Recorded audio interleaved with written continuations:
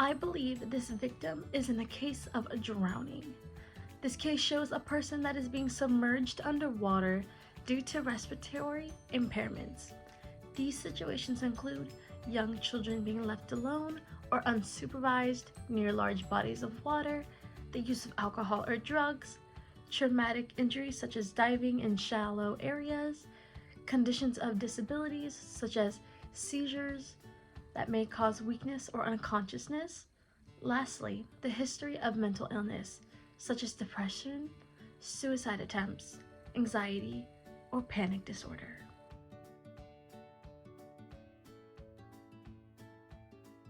Before beginning the rescue, I should consider the patient's condition, the condition of the water, and of course the resources available once I get the patient on land. Considering I have to do as much as I can without getting into the water.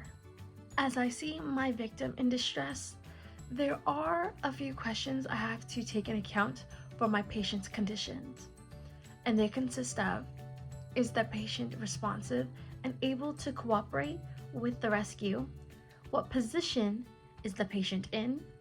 Does the patient seem to be injured? And lastly, is their condition potentially due to a neck or head trauma? After answering these questions of my patient's condition, now we do have to check the condition of the water. There are several aspects of the water's conditions that can influence how I would respond to a water rescue case. For one, is it visible? Am I able to see the patient and visualize any injuries? Next, we have to take into account of the water temperature. Next is the movement of water, meaning how fast is the water flowing, the depth of the water, and any additional hazardous materials or situations within the area.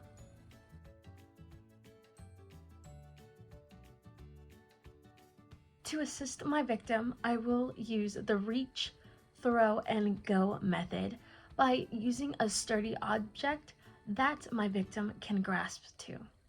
Before entering the water, I do have to make sure that I am secured so I do not get pulled in due to the water's condition. Since our victim is too far to reach by assistance, I will have to throw a floating object towards the victim by tying a rope around the object to pull my victim to shore. If possible, I can use a boat and try to not get close to the victim, but yet they can grab the side of the boat and tip in. The go part of this technique is only for those who are trained and who can perform deep water rescue. If I do bring my victim to shore, it definitely depends on their condition, the victim's size, the potential for spinal injury, how soon help can arrive, and whether anyone else can help. The priority in providing care in a water emergency is to ensure the patient's face, mouth, and nose is out of the water. CPR must be initiated immediately on an unresponsive patient who is not breathing or has no pulse. Not to mention that CPR is required. The patient must be removed from the water first before performing. If a spinal injury is suspected, we do minimize the movement of the spine, but our priority must be given to the patient's airways. Making sure additional personnel has been summoned.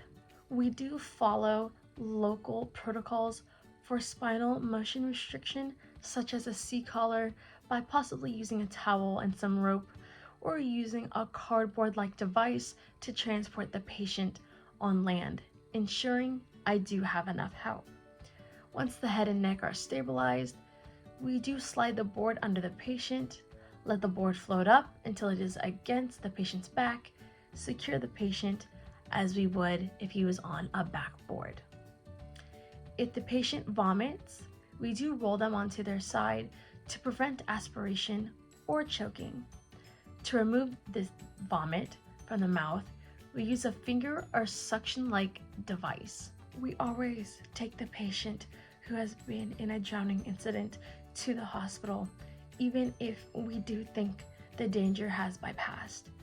Complications can develop as long as 72 hours after the incident and may become fatal. With that being said, with going to advanced medical personnel, we report that CPR has been noted, the pulse, and any other medical history that we have taken in.